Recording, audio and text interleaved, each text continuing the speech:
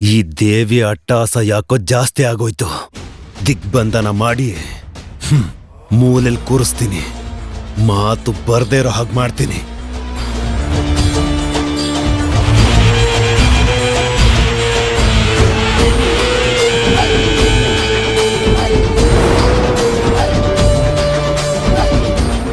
ಶಕ್ತಿನ ಬಳಸಬಾರ್ದು ಅಂತ ಮಾತಾಗಿದೆ. ಅದನ್ನ ಮೀರಿ ನಿನ್ ಶಕ್ತಿನ ನೀನು ಬಳಸಿದ್ರೆ ನನ್ ಶಕ್ತಿ ಬಗ್ಗೆ ನಿನಗ್ ಗೊತ್ತೇ ಇದೆಯಲ್ಲ. ನಾನು ನೋಡೋದಕ್ಕಷ್ಟೇ ಶಾಂತ ಸ್ವರೂಪಿ. ಸಂಹಾರ ಮಾಡ್ಬೇಕು ಅಂತ ನಿರ್ಧಾರ ಮಾಡಿದ್ರೆ ಚಂಡಿ ಚಾಮುಂಡಿ ಆಗೋಗ್ಬಿಡ್ತೀನಿ.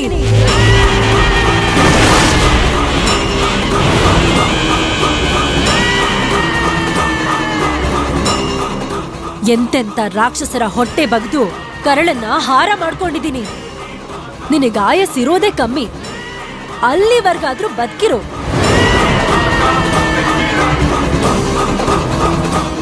ನಾನೇನ್ ಸಾಮಾನ್ಯದವನಲ್ಲ. ದೇವ್ರು ಬರ್ದಿರೋ ಹಣೆ ಬರಹನ ಬದಲಾಯಿಸ್ ಬರೆಯೋನು.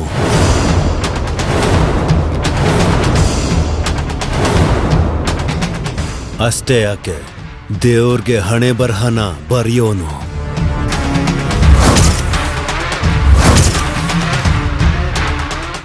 ನೋಡ್ತಾ ಇರು, ತಪಸ್ಸು ಸಾಧನೆ ಮಾಡಿ ನಿನ್ಗಿಂತ ಜಾಸ್ತಿ ಶಕ್ತಿ ಪಡ್ಕೋತೀನಿ. ಆಗ ನಿನ್ ಮುಂದೆ ಯುದ್ಧಕ್ಕೆ ಬರ್ತೀನಿ. ಯಾರ್ ಗೆಲ್ತಾರೆ ನೋಡೇ ಬಿಡೋಣ.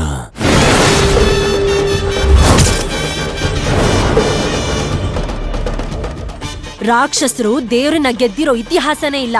ಹಾಗೆ ನಿನ್ನನ್ನ ಸಂಹಾರ ಮಾಡೋಕೆ ನನ್ನ ಅವಶ್ಯಕತೆನೂ ಇಲ್ಲ.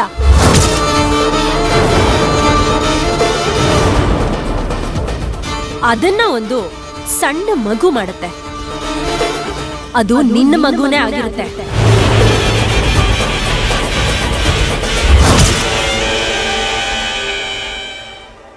ಯಕಶ್ಚಿತ್ ಒಂದು ಸಣ್ಣ ಮಗುವಿಂದ ಸಾಯೋ ನೀನು ನನ್ನ ಮುಂದೆ ಮಾತಾಡೋಕೆ ಯೋಗ್ಯತೆನೇ ಇಲ್ಲ.